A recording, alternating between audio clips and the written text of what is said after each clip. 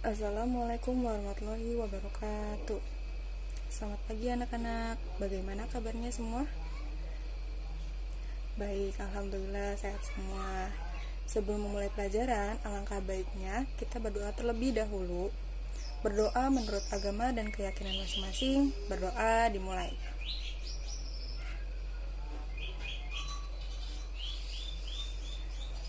Selesai?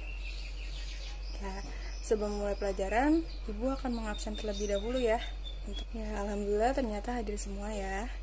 Ya, pada pertemuan kali ini kita akan melanjutkan materi yang sebelumnya sudah pernah Ibu bahas, yaitu materi pada bab sistem pencernaan manusia. Ya, pada bab sebelumnya Ibu sudah menerangkan tentang zat-zat makanan yang dibutuhkan oleh tubuh, ya, yaitu ada karbohidrat, ada protein, ada lemak, ada vitamin, mineral, dan air. Nah, semua itu merupakan komponen-komponen ya yang dibutuhkan oleh tubuh gitu. Baik ada yang sumber utama dan ada juga yang sebagai sumber tambahan. Ya, untuk hari ini kita akan membahas tentang organ utama pada sistem pencernaan manusia. Jadi kita membahas tentang organ-organnya. Apa aja sih organ-organ yang menyusun sistem pencernaan manusia itu? Jadi di sini tujuan kita mempelajari materi ini adalah yang pertama, untuk mengetahui organ-organ apa saja yang menyusun sistem pencernaan manusia. Yang kedua, apa fungsi dari organ-organ tersebut. Yang ketiga, untuk mengetahui bioproses atau proses biologi yang terjadi di dalamnya. Itu kan menyangkut berbagai organ. Nah, di situ nanti kita akan mengetahui bagaimana proses awalnya makanan yang kita konsumsi itu bisa diserap oleh tubuh gitu. Baik, sebelum Ibu membahas tentang sistem pencernaan manusia, ya jadi Ibu akan membuat sebuah kelompok gitu ya. Ibu akan membagikan kalian dalam beberapa kelompok diskusi.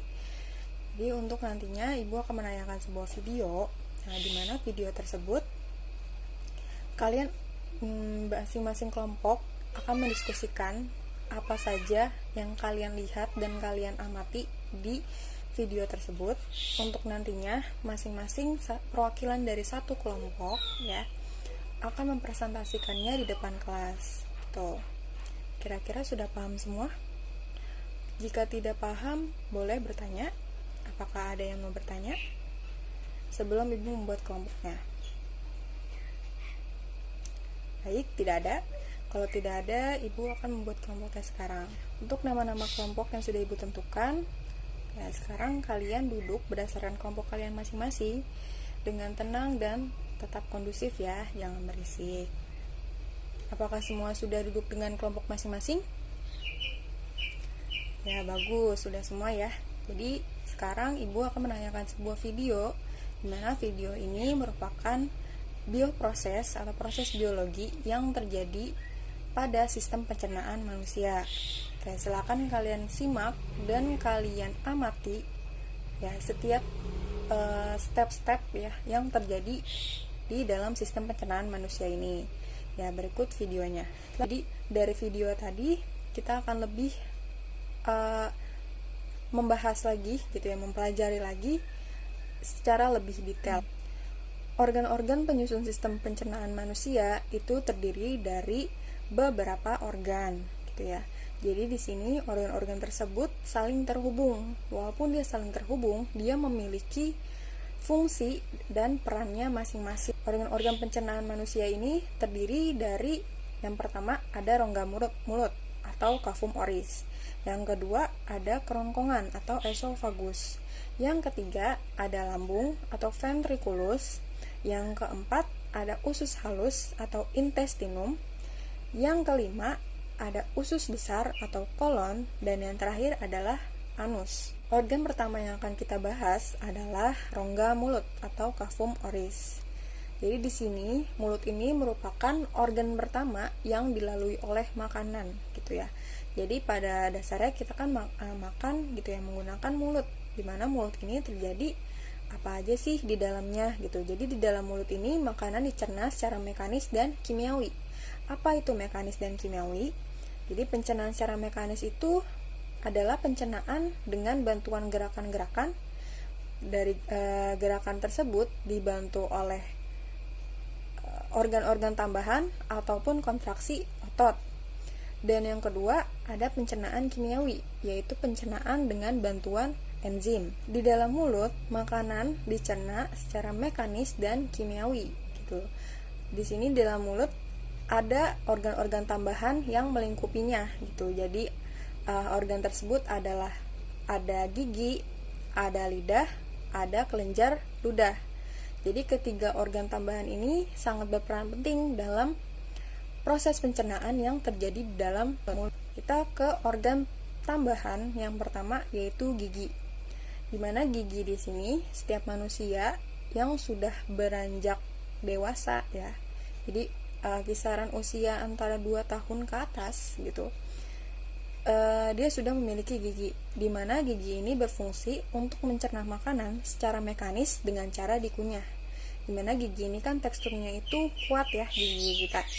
Dimana ketika makanan masuk ke dalam mulut, makanan tersebut akan dihancurkan oleh gigi di dalam mulut. Nah, gigi manusia ini memiliki jenis-jenis yang berbeda gitu. Jadi yang pertama ada gigi seri atau insipicus. Jadi gigi seri ini berfungsi untuk memotong makanan menjadi bagian-bagian yang lebih kecil. Yang kedua ada gigi taring atau caninus. Jadi caninus, gigi taring ini berfungsi untuk mengoyak makanan. Jadi ketika kita makan daging, nah daging itu kan teksturnya sedikit berserat gitu ya. Jadi di sini makanan daging tadi yang kita makan akan dikoyak sehingga daging itu menjadi halus gitu, menjadi potongan-potongan yang lebih halus. Yang ketiga ada gigi geraham atau premolar. Jadi di sini gigi geraham ini berfungsi untuk menghancurkan makanan atau menggiles makanan supaya makanan tersebut hancur dan dirombak gitu. Kemudian yang keempat ada gigi belakang. Nah, gigi belakang ini merupakan gigi istimewa. Kenapa disebut seperti itu? Karena gigi belakang ini akan tumbuh pada manusia yang berusia 15 tahun hingga usia lanjut gitu. Jadi ketika manusia itu berusia 0 sampai 14 tahun, itu rata-rata gigi belakangnya belum tumbuh. Sedangkan ketika manusia itu beranjak 15 tahun ke atas, nah gigi belakang ini akan tumbuh gitu. Jadi gigi belakang ini nama lainnya molar. Nah, gigi belakang ini memiliki fungsi sama seperti gigi geraham. Yang membedakan hanya waktu tumbuhnya saja gitu. Jadi kalau misalkan gigi geraham itu memang ada dari manusia itu tumbuh gigi, sedangkan gigi belakang itu kisaran manusia usia 15 tahun ke atas. Organ tambahan yang selanjutnya yaitu ada lidah. Oke, jadi setiap manusia ini kan mempunyai lidah ya. Jadi lidah ini berperan dalam mengatur letak makanan dan mendorong makanan untuk masuk ke organ selanjutnya, yaitu ke rongkongan atau esofagus. Nah, jadi fungsi lidah ini sebenarnya ada dua. Yang pertama itu tadi mengatur letak makanan. Yang kedua ini ada sebagai indera pengecap. Apakah indera pengecap itu?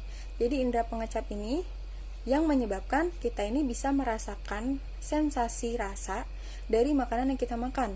Nah, di mana rasa itu ada rasa manis, ada asin, ada asam, ada pahit, ya, ada 4 rasa. Gitu. Jadi ada manis, pahit, asin, dan asam. Nah, seperti pada gambar, jadi di sini ada peta lidah, di mana pada bagian lidah ini bagian-bagiannya itu ada yang peka terhadap keempat rasa itu. Jadi pada ujung lidah itu peka terhadap rasa manis. Pada bagian depan kanan kiri itu ada rasa asam. Nah, pada bagian tengahnya itu rasa asin, dan pada bagian pangkalnya itu rasa pahit. Gitu ya. Jadi di situ lidah ini memiliki dua peranan, sebagai mengatur letak makanan dan sebagai indera pengecap. Selanjutnya ada kelenjar ludah, di mana manusia ini memiliki 3 kelenjar, yaitu yang pertama ada kelenjar parotis yang letaknya itu di sekitar telinga, kurang lebih di bagian sini. Yang kedua ada kelenjar maksilaris, di mana letaknya itu adanya di bawah lidah. Dan yang ketiga itu ada kelenjar sublingualis, ya, terletak di rahang bawah manusia gitu. Jadi itu letak-letak lenjar yang terdapat pada mulut ya, rongga mulut manusia. Nah, di sini kelenjar ludah ini menghasilkan sebuah cairan pekat yang disebut dengan ludah atau air liur.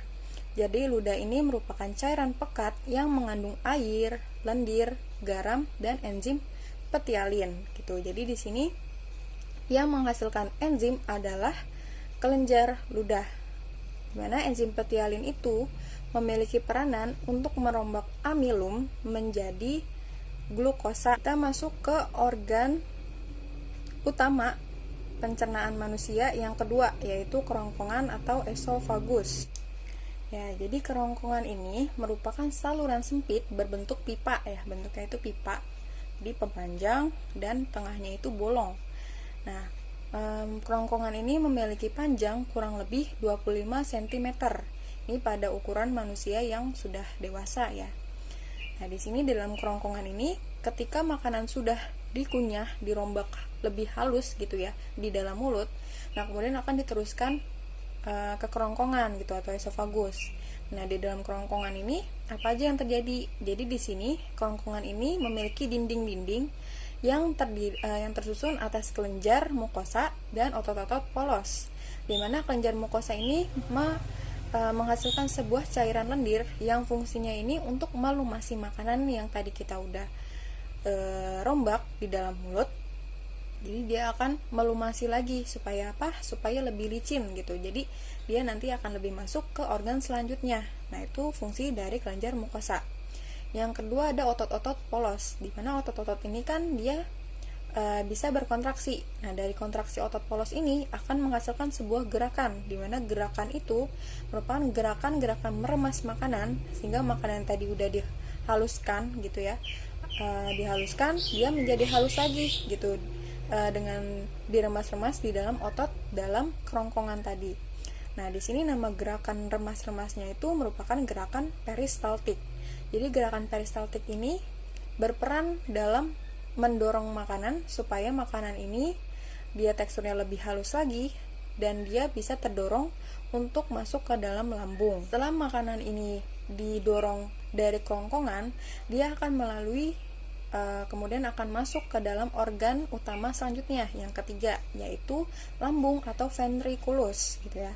Jadi di sini lambung ini sesuai dengan gambarnya, dia ini merupakan kantong besar yang dindingnya ini bersifat elastis. Jadi dia ini bisa mengendur, bisa mengerut gitu. Jadi di sini makanan yang kita proses tadi dari mulut sampai kerongkongan di dalam lambung ini akan diproses gitu, diproses. Jadi di dalam lambung ini makanan kurang lebih diproses selama 2-3 jam. Itu cukup lama ya makanannya. Jadi ketika kita makan, kita makanya merasa kenyang gitu di bagian perut gitu, terasa penuh ya, karena di situ makanan yang kita makan tadi masih ada di dalam lambung gitu. Jadi masih diproses di dalam lambung ya selama 2-3 jam. Di dalam lambung ini memiliki bagian-bagian yang berbeda gitu. Jadi lambung ini punya bagian-bagian gitu. Jadi di sini bagian yang paling atas itu disebut kardiak. Bagian kedua itu disebut fundus.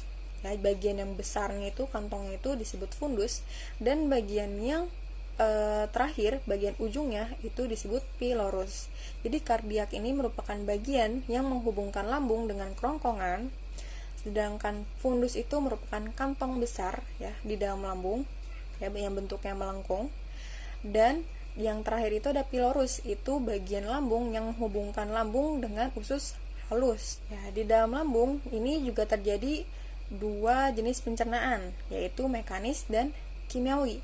Jadi pencernaan mekanis ini dibantu oleh kontraksi otot lambung. Jadi di dalam lambung ini terdapat otot-otot yang fungsinya ini untuk memberikan gerakan pada lambung gitu ya.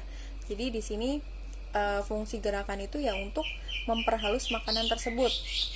Nah, sedangkan yang kedua itu ada pencernaan secara kimiawi. Nah, kimiawinya ini dibantu oleh getah-getah lambung. Jadi yang namanya lambung ini menghasilkan getah, di mana getahnya ini mengandung beberapa zat. Jadi yang pertama ada asam klorida. Jadi asam klorida ini karena bersifat asam, dia ini fungsinya ini untuk membunuh kuman-kuman penyakit yang terdapat dalam makanan. Yang kedua ada enzim renin yang berfungsi untuk mengendapkan kasein atau protein susu. Dan yang terakhir ada enzim pepsin yang berfungsi untuk menguraikan protein menjadi pepton. Setelah makanan melalui lambung tadi selama 2-3 jam, nah itu teksturnya itu akan menjadi lebih halus yang disebut chim. Ya, jadi setelah makanan itu bertekstur chim, dia akan melalui pilorus gitu, bagian pilorus untuk ditransferkan ke usus halus. Jadi organ keempat yaitu usus halus, di mana usus halus ini merupakan saluran terpanjang dalam sistem pencernaan manusia. Jadi kira-kira kisaran pada ukuran orang dewasa, usus halus manusia ini sepanjang 6-8 meter panjangnya. Nah, di sini usus halus ini juga memiliki bagian-bagian yang berbeda. Ada 3 bagian. Yang pertama ada usus 12 jari atau duodenum. Yang kedua ada usus kosong atau jejunum. Dan yang terakhir ada usus penyerapan atau ileum. Jadi kita bahas ke bagian usus yang pertama, yaitu usus 12 jari atau nama lainnya apa? Ya, betul, duodenum. Jadi di sini usus 12 jari ini merupakan muara dari 2 saluran, yaitu dari kantong empedu dan kelenjar pankreas. Di mana kantong empedu ini itu ya, dia berasal dari hati manusia. Jadi ketika hati itu menghasilkan empedu, nah empedunya itu akan ditransformasikan ke usus 12 jari dan kelenjar pankreas, di mana dia menghasilkan getah pankreas. Nanti pankreas ini akan melalui usus 12 jari gitu. Jadi hati dan pankreas ini merupakan organ tambahan gitu ya dalam sistem pencernaan manusia. Oke. Di dalam usus 12 jari ini terjadi pencernaan secara kimiawi dengan bantuan tadi enzim-enzim yang terdapat di dalam usus 12 jari. Kemudian kita bahas ke bagian usus yang kedua, yaitu usus kosong. Ya, jadi di sini di usus kosong ini namanya apa tadi? Ya, betul, jejunum. Jadi di dalam usus kosong ini terdapat berbagai macam kelenjar, di mana kelenjar ini dia menghasilkan enzim yang berperan untuk menguraikan makanan yang tadi dilalui oleh lambung, usus 12 jari, kemudian usus kosong untuk diuraikan lagi gitu zat-zatnya. Nah, jadi di sini di dalam usus kosong terdapat beberapa enzim, yaitu ada yang pertama ada enterokinase yang berfungsi untuk mengaktifkan tripsinogen. Yang kedua ada lipase, itu berfungsi untuk menguraikan lemak menjadi asam lemak dan gliserol. Kemudian yang ketiga ada sukrase, itu untuk mencerna sukrosa menjadi glukosa dan fruktosa. Kemudian selanjutnya ada maltase, itu mengubah maltosa menjadi glukosa. Terus kemudian ada laktase, itu mengubah laktosa menjadi glukosa. Kemudian ada erepsin, mengubah pepton menjadi asam amino. Dan yang terakhir ada peptidase, itu mengubah polipeptida menjadi asam amino. Kemudian bagian usus halus yang terakhir itu adalah usus penyerapan, yaitu nama lainnya, ya betul, ileum atau usus penyerapan. Jadi di sini sesuai dengan namanya usus penyerapan, berarti disinilah tempat makanan-makanan yang sudah diuraikan tadi, zat-zat makanan yang sudah diuraikan menjadi lebih sederhana tadi di dalam usus kosong. Jadi di sini di dalam usus ileum ini makanan yang kita makan ini diserap untuk akhirnya diserap oleh sel-sel tubuh kita gitu. Jadi dalam usus penyerapan ini gitu ya, terdapat lipatan atau lekukan yang disebut villi atau jonjot usus, di mana villi ini berfungsi untuk memperluas permukaan usus sehingga proses pencernaan menjadi lebih sempurna lagi gitu. Jadi di dalam villi juga terdapat kapiler-kapiler darah. Fungsi dari kapiler darah ini untuk mengedarkan zat-zat makanan tadi yang sudah diuraikan menjadi lebih sederhana di dalam usus kosong, itu diserap oleh kapiler darah. Nah, di mana darah ini akan mengedarkannya, kapiler darah ini akan mengedarkannya ke seluruh tubuh gitu. Zat-zat makanan tadi akan diserap dan kemudian dialirkan ke seluruh tubuh untuk dapat memberi asupan zat gitu ya untuk sel-sel di dalam tubuh manusia. Setelah makanan mengalami proses penyerapan di dalam usus halus gitu ya, Jadi di sini untuk makanan yang tidak dapat diserap, dia akan tersalurkan ke organ utama sistem pencernaan manusia yang ke-5, yaitu usus besar atau kolon. Jadi di dalam usus besar ini merupakan tempat bermuaranya usus halus. Jadi zat-zat makanan yang tidak dapat diserap oleh usus halus ditransformasikan ke usus besar. Nah, di sini usus besar itu juga memiliki bagian-bagiannya. Gitu. Ada 4 bagian. Yang pertama ada kolon naik, yaitu dia berupa yang ini, kolon naik. Kemudian ada kolon datar, yang mendatar, dan kemudian ada kolon turun, yang menurun. Dan yang terakhir itu ada rektum. Nah, di sini di dalam usus besar ini berfungsi untuk mengatur kadar air, gitu ya, yang ada di dalam zat makanan tadi, untuk nanti diatur kadar airnya sehingga nanti sebelum dikeluarkan ya dia bertekstur tidak terlalu encer gitu. Jadi sisa makanan ini akan dikeluarkan yang dinamakan dengan feses atau sisa makanan. Nah, di dalam usus besar juga terjadi pembusukan makanan, di mana pembusukan ini dibantu oleh bakteri yang terdapat di usus besar, yaitu bakteri Escherichia coli atau kita biasa kenal sebagai bakteri E. coli. Jadi sisa makanan tadi dibusukkan untuk kemudian nanti dibuang melalui organ selanjutnya, yaitu apa? Yang tadi itu anus. Setelah makanan melalui proses di dalam usus besar, di mana sisa makanan tadi diserap airnya, kemudian nanti dia akan disimpan terlebih dahulu untuk sementara di dalam rektum. Jadi rektum ini tadi kan bagian dari usus besar ya.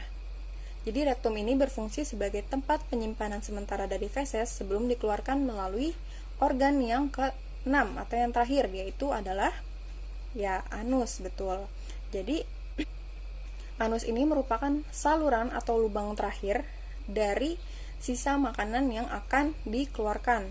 Anus ini memiliki 2 lapis otot, yaitu otot lurik dan otot polos.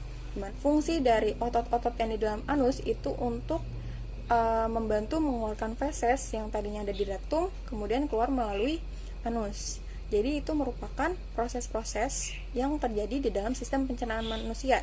Jadi ketika makanan masuk dari rongga mulut, dia akan keluar ya sisa-sisa makanan itu melalui anus. Tadi kita telah membahas tentang organ-organ serta bioproses yang terjadi di dalam sistem pencernaan manusia, di mana sistem pencernaan ini memiliki peranan untuk perombakan makanan yang kita makan agar makanan tersebut dirombak dan diuraikan supaya bisa diserap oleh tubuh, di mana tadi berkaitan dengan beberapa organ-organ.